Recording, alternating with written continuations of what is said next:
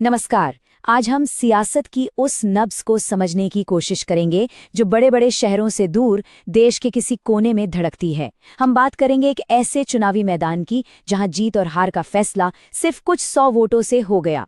ये कहानी है असम के बरहमपुर की, एक ऐसा किस्सा जो हमें बताता है कि लोकतंत्र की असली परीक्षा किसी राजधानी में नहीं बल्कि जमीन पर गांव-गांव में होती है। तो चलिए आपको ले चलते हैं असम के बरहमपुर। ये वो इलाका है जहाँ की हवा में धान की महक है, जहाँ की जमीन तिलहन और चाय के बागानों से हरी भरी है। मशहूर काजीरंगा नेशनल पार्क के साये में बसा ये इलाका अपनी सादगी और मेहनत के लिए जाना जाता है, लेकिन इसकी शांत फिजा के नीचे सियासी सरगर्मियां हमेशा तेज रहती हैं। ये नंबर देखिए, 751। ये कोई मामूली आंकड़ा नहीं है। 2021 के विधानसभा चुनाव में ये वो गिनती थी जिसने तय किया कि बरहमपुर का विधायक कौन बनेगा। सोचिए, हजारों लाखों वोटों में से सिर्फ 751 वोटों का फर्क। ये एक पहेली है जो हमें याद दिलाती है कि लोकतंत्र में एक एक वोट की ताकत क्या होती है। किसी भी जगह की सियासत को समझने के लिए उसके इतिहास को समझना जरूरी होता है। तो चलिए जरा वक्त में पीछे चलते हैं और आंकड़ों की जुबानी बरहमपुर के पिछले 30 सालों की कहानी को सुनते हैं, क्योंकि ये आंकड़े सिर्फ गिनती नहीं, ये एक पूरे समाज के बदलते मिजाज का आईना है। इस टाइमलाइन पर गौर कीजिए। 1996 से लेकर लगभग 20 सालों तक असम गण परिषद यानी एजीपी का यहाँ दबदबा था। ये उनका एक मजबूत किला माना जाता था, लेकिन 2016 में इस किले की दीवारों में दरारें दिखने लगी जब जीत का अंतर काफी घट गया, और फिर 2021 में बीजेपी की जीत ने इस किले को भेद दिया। ये सिर्फ किसी एक पार्टी की हार या जीत नहीं थी, ये इस इलाके की राजनीति में एक नए दौर की दस्तक थी। और ये ग्राफ देखिए, ये उस कांटे की टक्कर को साफ दिखाता है। बीजेपी को मिले 48.7% वोट और कांग्रेस को मिले 48.2%। फर्क सिर्फ आधा प्रतिशत, यानी हर 200 वोटों में से सिर्फ एक वोट ने नतीजा इस पार से उस पार कर दिया।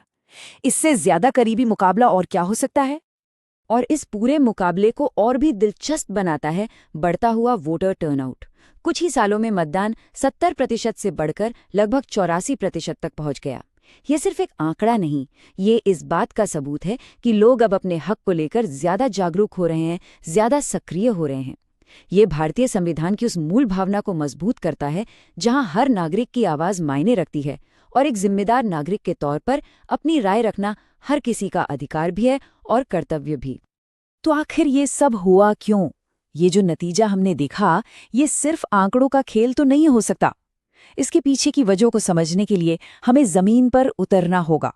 हमें ये देखना होगा कि बरहमपुर के लोगों के असली मुद्दे क्या हैं, उनकी प्राथमिकताएं क्या हैं, और चुनावी मैदान में पार्टियों की रणनीति क्या थी। किसी भी चुनावी जंग में उतरने से पहले हर पक्ष अपनी ताकत और कमजोरियों का हिसाब लगाता है। अगर हम कांग्रेस की नजरिए से देखें तो एक तरफ उनके पास एक बड़ा राष्ट्रीय नाम और असम में पुरानी मौजूदगी जैसी ताकतें थीं, लेकिन दूसरी तरफ उम्मीदवार का नया होना और जमीनी संगठन का उतना मजबूत न होना एक कमजोरी थी।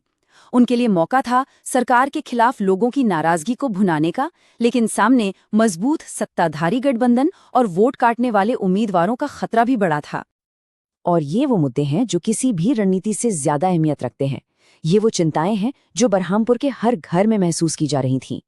युवाओं के लिए नौकरियों की कमी, बढ़ती महंगाई से बिगड़ता घर का बजट, हर साल आने वाली बाढ़ का खौफ और चाय बागानों में काम करने वाले मजदूरों के हक की लड़ाई। चुनाव इन्हीं मुद्दों के इर्द गिर्द लड़ा जाता है, क्योंकि यही लोगों की असल जिंदगी है। तो जब जमीनी हकीकत ऐसी हो, आंकड़े इतने करीबी हों और मुद्दे इतने गहरे हों, तो फिर जीत का रास्ता कैसे तैयार किया जाता है?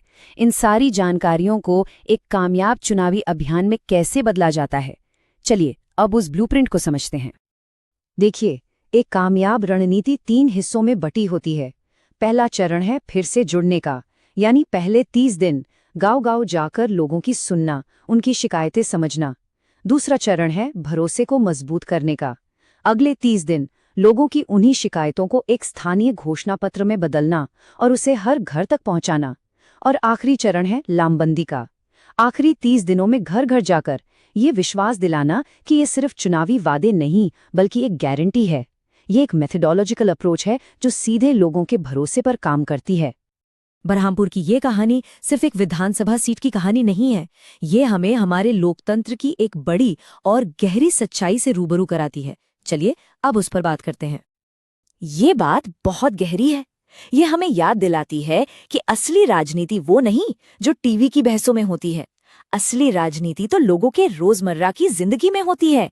एक टूटी सड़क, एक बच्चे की पढ़ाई, एक नौकरी की तलाश, यही वो मुद्दे हैं जो देश की बड़ी तस्वीर बनाते हैं। हर नागरिक का सम्मान और उसकी निजता का अधिकार इसी जमीनी हकीकत से जुड़ा है। जब हम उनकी समस्याओं को सुनते और समझते हैं तो हम सिर्फ डेटा नहीं बल्कि उनकी सहमति से उनकी उम्मीदों को इकट्ठा कर रहे होते हैं। तो बरहमपुर की ये कहानी हमें एक बड़े सवाल के सामने लाकर खड़ा कर देती है। 1 अरब से ज्यादा लोगों के इस देश में क्या देश का भविष्य वाकई एक-एक गांव और एक-एक मोहल्ले में तय होता है?